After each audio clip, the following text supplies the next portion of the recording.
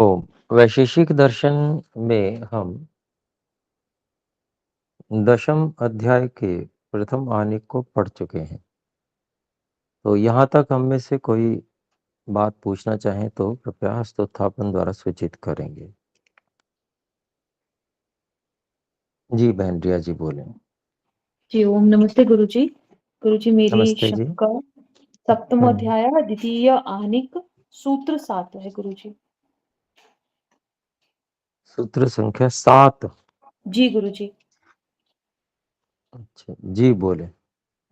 गुरुजी इस सूत्र में जो बात कह रहे हैं कि जो एकत्व और पृथकत्व है, इसमें कार्य और कारण जो है यानी इनका अभाव रहता है। जैसे कि जो रूप है, रूप आदि जो गुण हैं, वे जैसे कारण रूप में होंगे, कारण में होंगे वैसे ही कार्य में भी होंगे। कार्य रूप में जो होंगे उनका वो उसी प्रकार से होंगे, लेकिन इनमें इनका अभाव होता है, एकत्व और पृथकत्व का। ये मैं ठीक समझ रही हूँ गुरुजी? हाँ, मतलब ये है कि एकत्व और एक पृथकत्व स्वसदृश गुण के कार्य और कारण नहीं होते हैं। जी किसी गुरुजी। अन्य गुण के कार्य और कारण नहीं बनते हैं। जी गुरुजी। जी। और गुरुजी फिर यहाँ पर जो ये पंक्ति में बात कह रहे हैं, 9वीं पंक्ति है गुरुजी, इसमें तत् तत् यथा, इसमें कार्ये वस्त्रे, ये वाली जो बात कह रहे हैं गुरुजी, ये स्पष्ट नहीं हो रही है उदाहरण।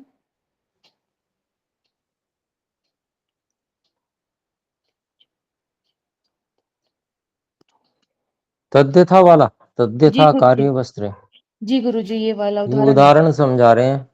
जी। हम्म,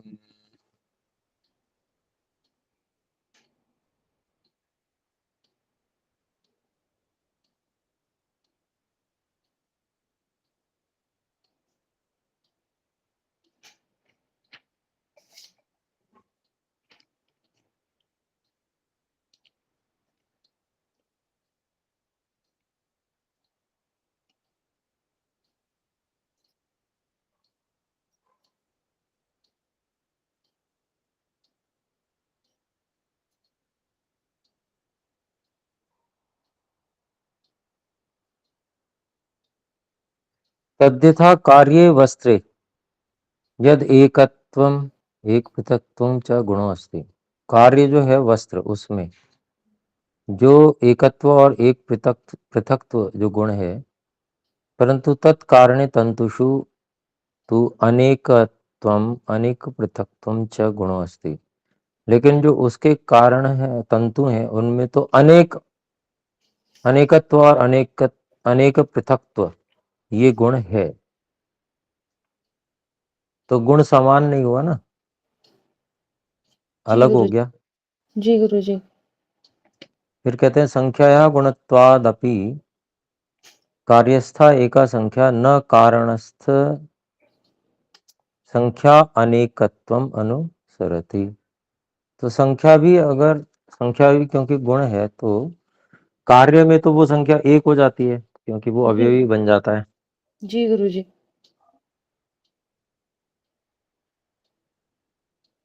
लेकिन कारण में जो है, क्योंकि वहां अनेकत्व है, बहुत सारे कारणों से मिलके कार्य बनता है, तो वो जो एकत्व संख्या वाला गुण है, वो कारण के अनेकत्व को का अनुसरण नहीं करता है, ये कह रहे हैं।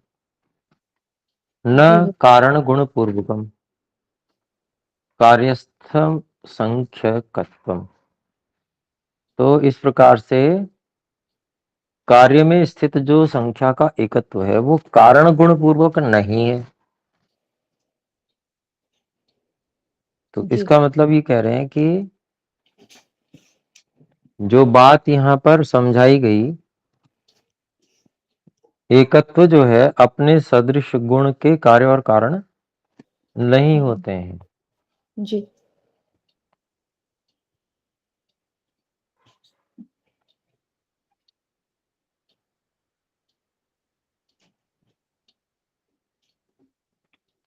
तो एकत्व जो है कार्य हो रहा है, अनेकत्व का कार्य बन रहा है ना? जी गुरुजी। यहाँ पर जी, कारण अवयव हुआ और कार्य अवयवी हुआ गुरुजी।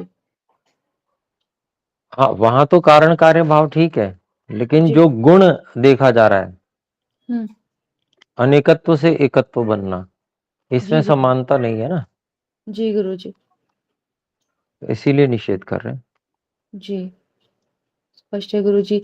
और ये जो अनेकत्व और एकत्व की बात जो कर रहे हैं, यानी एकत्व में जो अनेक की बात हो रही है, वह तो द्रव्य की होगी, द्रव्य के का गुण बता रहे हैं, ना कि एकत्व के बारे में बता रहे हैं, ऐसा ना गुरुजी? जिस क्योंकि कारण में एक है, कार्य में। गुण, जी गुण का गुरु। कोई गुण थोड़ी होता है। जी गुरुजी, वो तंतु तो द्रव्य द्रव्य हुआ। का ही बता रहे हैं ना गुण, जी एकत्व गुरुजी। संख्या। जी हाँ। जी जी, स्पष्ट हो गई बात, अब ये स्पष्ट हो गई गुरुजी। और गुरुजी, ये 16वीं पंक्ति है ना, कार्य श्रेण्याम, कार्य कोट्याम, कारण श्रेण्याम, ये वाली पंक्ति में कि नहीं समझ में आई बात की कार्य की कोटि में है, ये बात स्पष्ट नहीं हुई गुरुजी। अतः संख्याया एकत्वम एक पृथक्त्वम च, इसलिए जो संख्या का एकत्व है या एक पृथक्त्व है या और एक पृथक्त्व है, जी कार्य श्रेण्याम कार्य कोट्याम कारण श्रेण्याम कारण कोट्याम न स्था। दो शब्द कह दिए, दोनों बात एक ही है, कारण श्रेणी या कारण कोटि, कार्य श्रेणी या कार्य कोटि एक ही जी बात है ना, उसमें कंफ्यूज जी ना हो। ऐसे जी कारण श्रेणी और कारण कोटि एक ही बात है।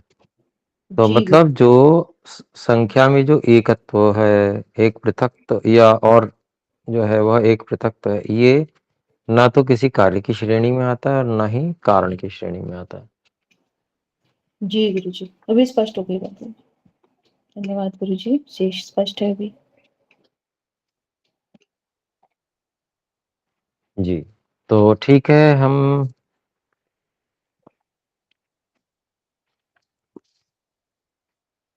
ये जो जैसे अब समाप्त होने वाला है ना वैशेषिक दर्शन जी द्वितीय गुरुजी। आहनिक में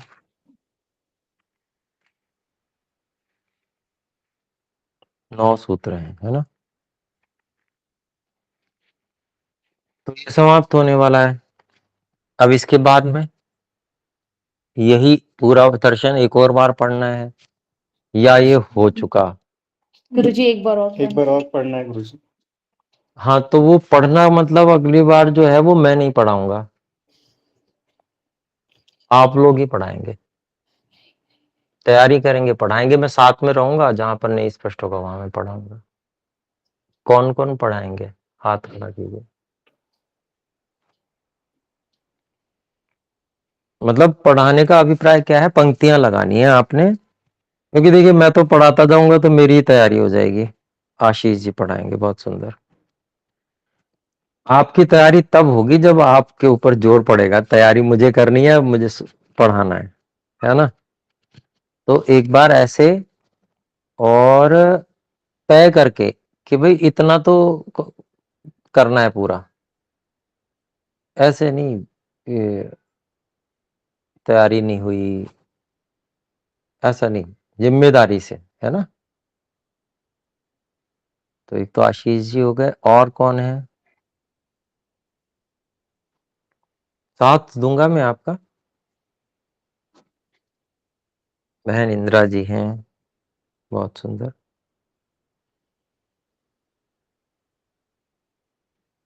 तो क्या होगा कि 2 जने हो जाएंगे ना, तो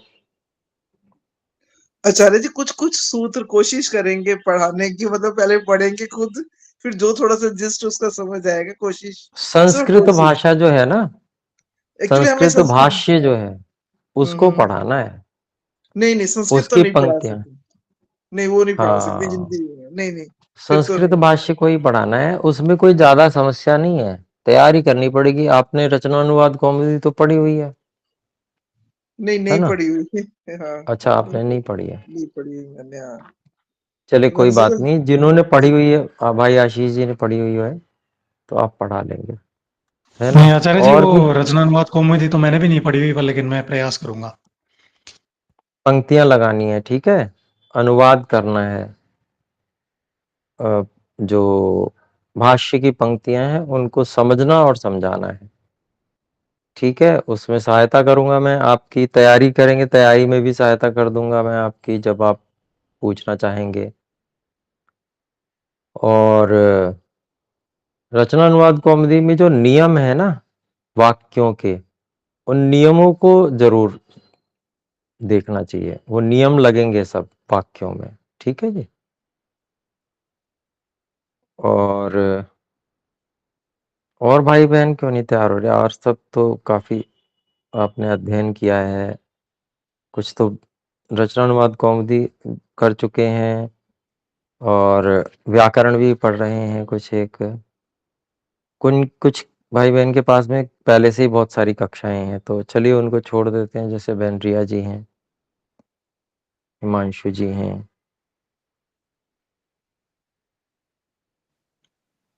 तो जो अन्य हैं उनमें से कोई एक आध तो हाथ और खड़ा होना चाहिए। चलिए कोई बात नहीं, बहन शारदा जी प्रयास करेंगे, बहुत सुंदर। जी, आचार्य जी एक एक पढ़कर मैं प्रयास करूंगी आपसे। जी आचार्य जी। जी जी अवश्य अवश्य, तो मैंने कहा ही है मैं सहायता करूंगा आपकी। राम मोहन जी भी तैयार हैं, तो आचार्य देखिए। जी, मैं क्षमा कीजिए, मैं हाँ बीच में जी, व्यवधान डाल रहा हूँ, पर वो एक बोले। रचना अनुवाद कौमुदी की कक्षाएं अभी चला रखी हैं आचार्य रमेश जी ने। तो बहुत अच्छा है, उनको कीजिए, वहां से कीजिए। अगर वहां आपका समय मैच नहीं होता है तो हम लोग करा देंगे, कोई ऐसी बात नहीं है। सुबह का समय है 8:30 से 9:15 बजे का, और अभी 4 दिन हुए हैं प्रारंभ हुए, 4-5 दिन हुए हैं। तो बहुत अच्छी बात है, वहां कर सकते हैं, है ना। तो आपको बहुत सुंदर अवसर भी मिल गया, देखिए उसको कर लीजिए। उसको, उसके नियम जो है यहाँ इसमें काम आएंगे एक एक वाक्य में, ठीक है, तो वो जरूर कीजिएगा। और आचार्य जी उनका जो है वो यूट्यूब पे भी जो है उसके बाद में रिकॉर्डिंग उपलब्ध रहती है, वो यूट्यूब पे वेद प्रचार समिति नामक यूट्यूब चैनल पर। जी जी, बहुत सुंदर, फिर तो वहां पर आप देख सकते हैं। अगर आपका समय मैच नहीं हो पा रहा है तो आप उसमें भी देख सकते हैं, बहुत अच्छी सुविधा मिल गई आपको। तो बहन शारदा जी हैं, आदरणीय भाई राम मोहन जी हैं, तो मैं ये निवेदन करूंगा उसको जरूर पढ़ें। उसमें कुछ नियम है, बस वाक्यों को किस तरह से बनाना है, क्या विभक्ति किस में आती है, इत्यादि कुछ नियम है। तो उसके अनुसार क्या है, पंक्ति लगाने में आसानी होगी आपको, सरलता से आप कर पाएंगे। और आप, क्योंकि आपको तुरंत एक कार्य मिल गया वैशेषिक दर्शन की पंक्ति लगाने का, तो आपको बहुत अच्छी योग्यता बन जाएगी अनुवाद करने की, है ना, प्रयास करेंगे तो। चलिए तो ठीक है, 3 नाम है, और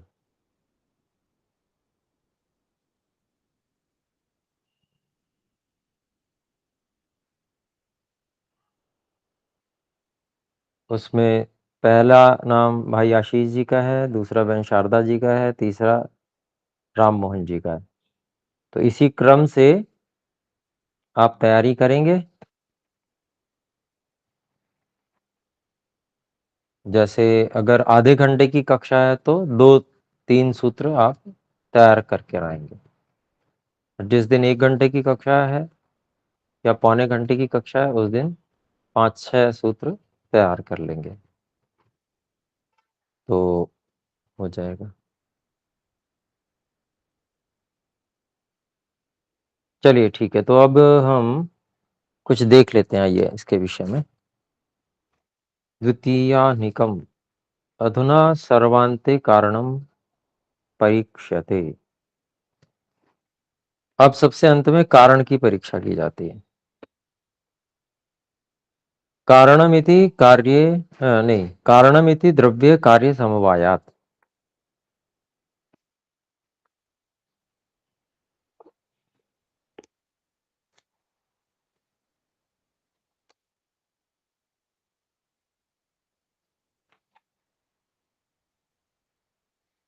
तो अभिप्राय हुआ कि समवायी कारण ऐसा व्यवहार द्रव्य में होता है। समवायी कारण कौन होता है? वो द्रव्य होता है।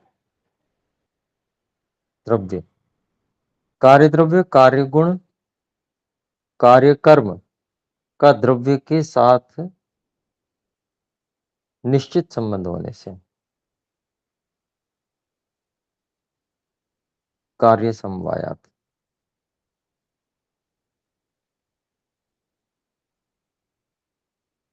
तो ये जो समवायी कारण का व्यवहार है वो केवल द्रव्य में ही हो सकता है, होता है। जो हम आरंभ से ही समझते आ रहे हैं वो यहाँ पर और ऋषि कणाद जी ने स्पष्ट किया है। यहाँ पर देखते हैं हम भाष्य, कार्यम ही त्रिविधम भवति द्रव्यम गुणः कर्मेति संज्ञा भेदात। कार्य जो है वो 3 प्रकार का होता है, द्रव्यम गुणः कर्मेति। द्रव्य, गुण और कर्म, इस प्रकार से नाम के भेद से 3 प्रकार के कार्य होते हैं। कार्य द्रव्यम, कार्य गुणः, कार्य कर्म, उनको अलग अलग करके कह दिया। तेषाम कार्याणाम कार्यभूतानाम द्रव्य गुण कर्मणाम समवायः। उन कार्यों का कार्य हुए हुए जो द्रव्य गुण कर्म है उनका समवायः, समवाय को खोलते हैं समवेतत्वम, उसी को खोलते हैं समवेत संबंधः, और खोल रहे हैं उसको समवाय संबंधः, फिर और खोल रहे हैं अविनाभाव संबंधः, और फिर एक बार खोल रहे हैं कार्य समवायः। तो कह रहे हैं कि भाई उन कार्यों का, अर्थात जो कार्य हुए हुए हैं कार्य के रूप में हैं जो द्रव्य गुण कर्म, उनमें जो समवेतता है अर्थात समवेत संबंध है जिसमें वो रहते हैं, उसी को कहते हैं समवाय संबंध है, या अविनाभाव संबंध है कि जिससे संबंध है उसके बिना वो हो नहीं सकता। अर्थात जैसे वस्त्र में से धागा हटा दिया जाए तो वस्त्र नहीं रहेगा, तो अविनाभाव संबंध है ना, कार्य समवाय। अर्थात कार्य में आवश्यक रूप से जो रहता है, तो तस्मात इसलिए कारणम इति व्यवहार प्रयोग होगा, इसलिए उसमें कारण ऐसा व्यवहार ऐसा प्रयोग किया जाता है। द्रव्य भवति, ऐसा जो व्यवहार प्रयोग कारण का है वह द्रव्य भवति, द्रव्य में होता है। ना अन्यत्र गुणे कर्मणि वा, अन्यत्र जो गुण और कर्म है उनमें नहीं होता है।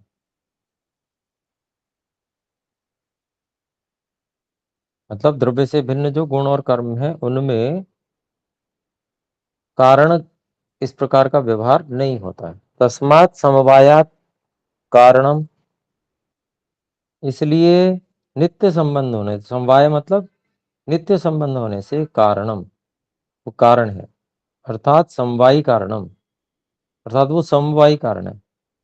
कौन? द्रव्यमेव भवति, ऐसा जो है द्रव्य ही समवायी कारण होता है। फिर कहते हैं स्वकार्यम प्रति स्वकीयम कार्य द्रव्यम कार्य गुणम कार्य कर्म प्रति। तो जो द्रव्य है वही समवायी कारण होता है, किसके प्रति? अपने कार्य के प्रति। कौन सा है वो कार्य? तो अपना कार्य द्रव्य है, कार्य गुण है, कार्य कर्म है, उनके प्रति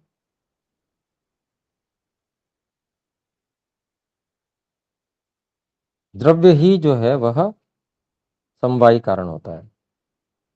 यथा, उदाहरण दे रहे हैं, जैसे तंतवः पटस्य, धागे जो हैं वो कपड़े का कारण है, तो तंतु क्या है? वो द्रव्य है। ऐसे फलम रसादे, जूस का जो समवायी कारण वो क्या है? फल है। पादो नहीं, पादौ गमनस्य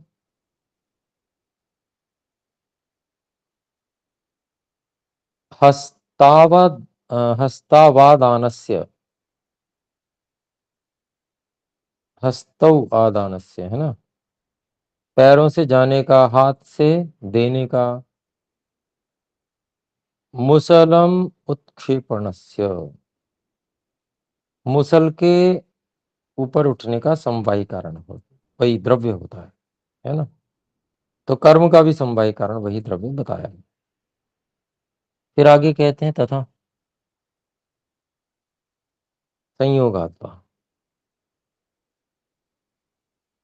तो इसका पूरा भाष्य स्वामी जी ने कटवा दिया दूसरे सूत्र का।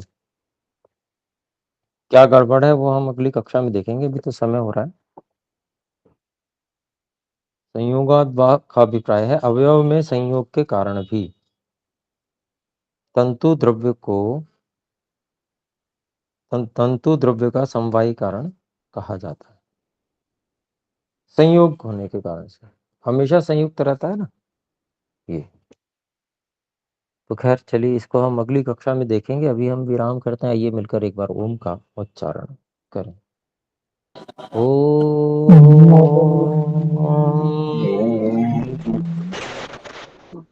सर्वेभ्यो नमः। नमस्ते आचार्य जी।